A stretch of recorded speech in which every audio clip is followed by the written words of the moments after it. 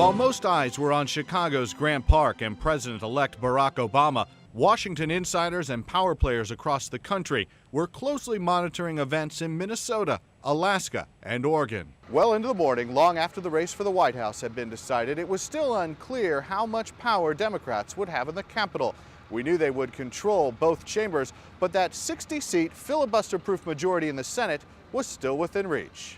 Early wins in North Carolina, where a relatively unknown Democrat named Kay Hagan defeated Elizabeth Dole, and in New Hampshire, where former Governor Jeanne Shaheen knocked off Republican John Sununu, had Democrats closing in on that magic number. But then a turn when Republican Mitch McConnell was able to hold on to his job in Kentucky. And out west in Oregon, incumbent Gordon Smith was able to hang tight with his Democratic challenger. Wednesday in Washington, Howard Dean talked about the big gains for Democrats and how they got there. We invested in rebuilding our party from the ground up, from the states up. We reached out to people of faith.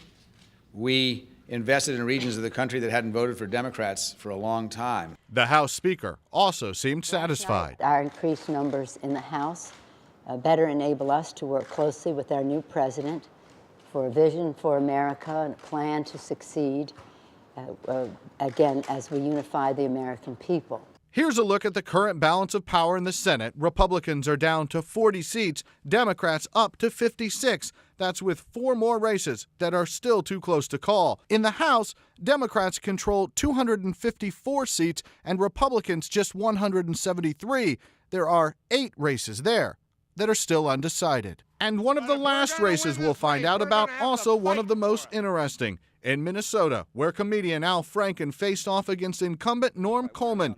The AP called the race for Coleman, but has since pulled back, as it now appears headed for a recount. That recount could last into December. Rich Matthews, The Associated Press, Washington.